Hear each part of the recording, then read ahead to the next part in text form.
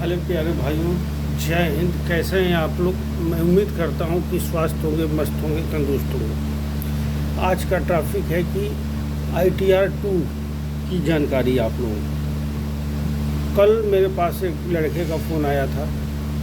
श्रीमान, मैंने कुछ ट्रेडिंग कर दिया था, कुछ शेयर मार्केट में पैसा डाल दिया था, कुछ मैंने कोई गेम खेल लिया था, तो मेरे को ITR-3 भरने के लिए बोला जा रहा है। वो लड़का जो है दायरे में है ITR-1 का, और उसका भरने वाले ने फाइल कर दिया ITR-3। वो बंदा बिजनेसमैन नहीं है, लेकिन उस बंदे को बिजनेसमैन बना दिया। अभी उसका जुर्माना क्या होगा? उसका जो है 1000 से 5000 रुपया प्लांटी चार्ज देना पड़ेगा उसको। तो किसी भी व्यक्ति, जो भी आप लोग ITR फाइल करते हैं, मैं बहुत सम्मान करता हूं आप लोगों को कि मेरे प्यारे भाइयों, आपकी जो जानकारी है, यदि पूर्ण जानकारी नहीं है तो पहले आप उसकी पढ़ाई करें, बंगलोर जाएं, इनकम टैक्स डिपार्टमेंट में कोर्स करें। ऑनलाइन आप लोग इनकम टैक्स की पढ़ाई नहीं कर सकते।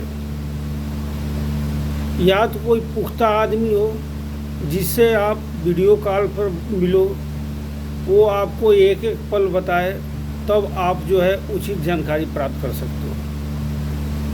उस लड़के के साथ गलत हो गया। अभी मैं पिछले साल ही एक वीडियो डाला था, और इस साल भी मैं बता रहा हूँ कि जितने भी म्यूचुअल फंड या ट्रेडिंग जो भी कर रहे हैं या गेम खेल रहे हैं, एनीथिंग जो भी है, तो वो व्यक्ति को इनकम टैक्स डिपार्टमेंट ने 1 लाख रुपये तक का छूट दिया है। वो ITR-1 के ही दायरे में आएंगे, न कि ITR-2 के दायरे में आएंगे। तो जब आप लोगों को एक चीज़ की जानकारी होती है, हर साल का एक चिट्ठी जारी करती है इनकम टैक्स डिपार्टमेंट। वो जब चिट्ठी जारी करती है इनकम टैक्स डिपार्टमेंट, तो उसमें बिल्कुल क्लियर कट लिखा रहता है, साफ पेजों में, 1 बाई 1 ऐसे करके। जैसे ये है आपके सामने पेज है, ये देखो आपके सामने ये पेज है, इसमें हर चीज़ लिखा हुआ है। इसी तरीके से उसमें दिया रहता है कि आपको किस चीज़ पर डिडक्शन है। जैसे आपका हेल्थ इंश्योरेंस है, उस पर डिडक्शन है। कोई LIC हो, PLI हो, होम लोन हो आपका, उसके ऊपर आपका डिडक्शन है।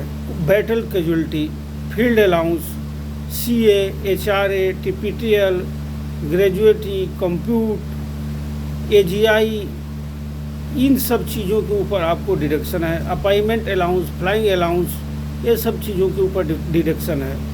कोई आपका हाउस रेंट आ रहा है, उसके ऊपर डिडक्शन है। बच्चे का हॉस्टल फीस है, उसके ऊपर डिडक्शन है। आप गलत तरीके का उसमें फाइल करके फंसना नहीं। यदि आप पहले लोग निकल जाते थे, अभी हर 5 साल में स्कूटनी होती थी, अब हर साल स्कूटनी हो रही है। यदि आप स्कूटनी में फंस गए, तो मैंने खुद दूसरे लोगों से ITR फाइल कराए हुए, अभी मैं जनसंख्या बताऊंगा तो आप लोग छोटी मुंह बड़ी बात हो जाएगी। हज़ारों लोगों का जो है नोटिस आया, कुछ लोगों का नोटिस सुधार हुआ, कुछ लोगों को कई लाख रुपया पेमेंट करना पड़ा। एक तो आपका चाहे अंडर 1 लाख तक का जिनका है, उनका तो कोई बात नहीं। 1 लाख से ऊपर जिनका है, वो व्यक्ति जो है 100% यदि आप रिफंड ले रहे हो, तो उसके लिए आपके पास पुख्ता दस्तावेज का होना बहुत ज़रूरी है।